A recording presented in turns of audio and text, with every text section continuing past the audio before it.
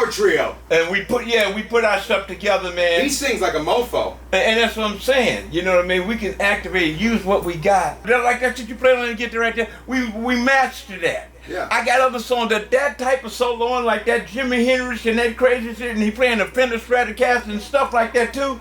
That's what they need, man. So this is the new old school, is what I'm saying. Yeah. We playing it. Yeah. You know what I mean? We're and I think with it being tight, the sound would be massive.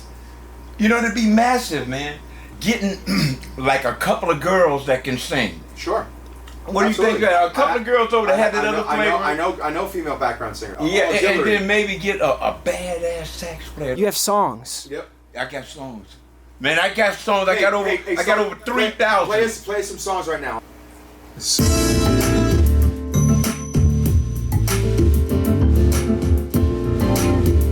this song called?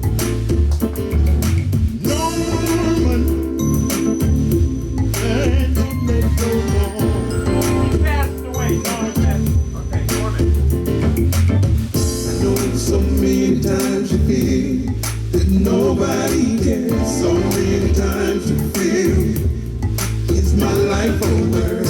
No, just beginning. Knowing you're just beginning. Question mark. Oh, no, hanging getting on. I know.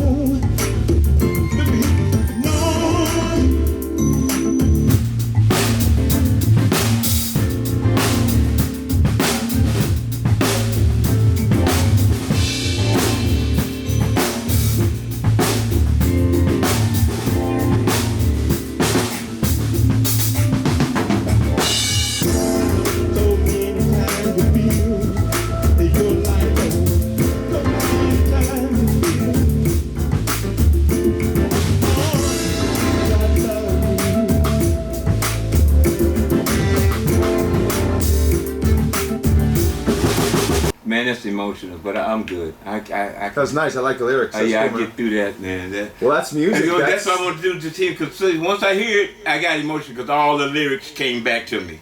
Sure, man. Of the song, and I go, oh God, and then he was gone, you know, and I go like, man. It's like a breath of fresh air.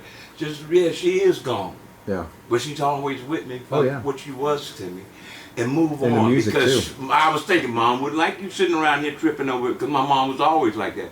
She said, go on, Baby Jean. That's what they call me. My mom called Baby Jean, go ahead on. When I wanted to come to LA, man, it was Leon Russell and Joe Cocker. I said, Mom, I'm really going. She started looking over me, she said, gone. I was 15. I headed out here with Leon Russell and Joe Cocker. And that was the beginning, but then that opened up a door. Anthony, you know that door opens up? It's exciting as well as it can be heartbreaking. Sure. You know? And then you think 50 years later, you got to tally that all up, you know? And I say, okay, I sat on that bench, and guess who shows up? Anthony. 2,000 songs in that machine. Well, I save them on one thing whenever I can load in, plug maybe in, 500 at a time. And then, Original songs? Yeah, all original. Earth, Wind & Fire album, Heritage. I had 3 songs on that album. Right. I got to look back and get my royalties from that. I ain't got them in years. So, but Heritage. It was with MC Hammer, The Boys, The Emotions, everybody in history of music. Maurice White brought them all together. But the great thing about that, man, my mom saw me, because Mom was she loved Earth, Wind & Fire too. And when I nailed them 3 songs, I think when she went home, that had to be one of the glory parts of her life, to know that her baby boy made it to. Yeah, those songs, we wasn't thinking about the money. It was the prestige to be there with them guys, and Philip Bailey over there, man, and Maurice White and Al McKay and Larry Dunn on the keyboard. Right. And I remember growing up to these guys, that's I go like, oh God, thank you. And at the same time, I was getting screwed over, but that was the best screwing ever, because it allowed me to come in there and embrace that. So I let them have that effing over me. They can take that screwing, and now because that was worth it. Now, how old were you when you first started recording music? 15. 15. And who was that with?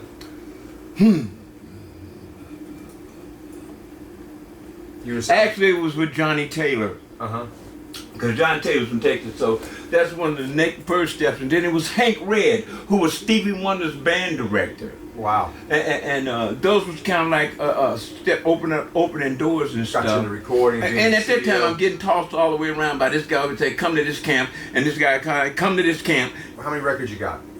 Man, you know what? I got a lot of them, and I got 22, and I hate to even think about them because they gave it to me in dishonor and stuff like that. They didn't pay you on them. Yeah, not only did they didn't put my name on the album, I went back and they had to add it to the album because what I did, I went and got a lawyer.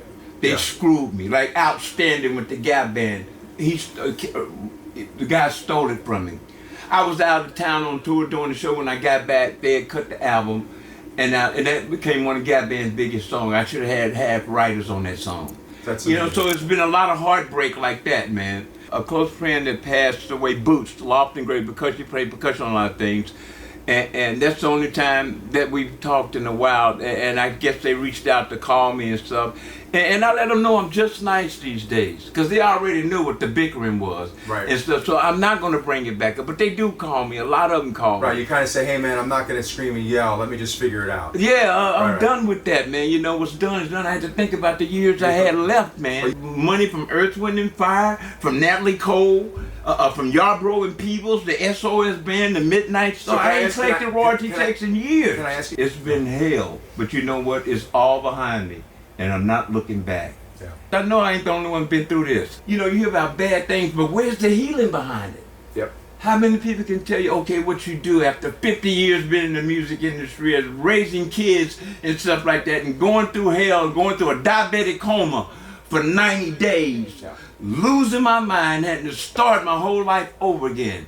God is amazing. Right, so you have diabetes. God sits on the throne. You told me. I told my kids, hey, good night, guys. I'll see you in the morning. That's that time my memory came back. It was September the 28th. I laid down and I didn't wake up to December the 24th. My kids was in different places. Where I had lost everything, my equipment. They took this here and stole this here and said this here.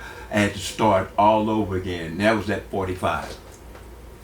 But it took years to get all my memory. But with that one thing, the Lord gave me my skills back. And in the name of Jesus, I am the meanest bass man on this planet. You're a badass. And I want to get on that stage and let them know my mentors who were Stanley Clark, Jaco Pastorius, Larry Grahams, and Lou Fisher Carter on the bass. That I want an upright bass on the stage. People don't know when you got the music, it's in us if we can't, but like it's like our DNA, it's gonna come out. I mean, we're gonna be dedicated to it. And we're so dedicated we go through hell behind it.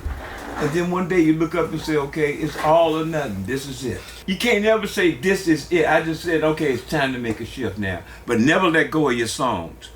Without honor to who I am, I would trash them. My focus and direction now is to be a millionaire. Not a low-life me. I think I got enough track record, enough hit songs. I want to do it legitimately. I want to sell a million records, you know? Find the right outlet, find you the right producer, get you the right turn of events, and that's it. Yeah.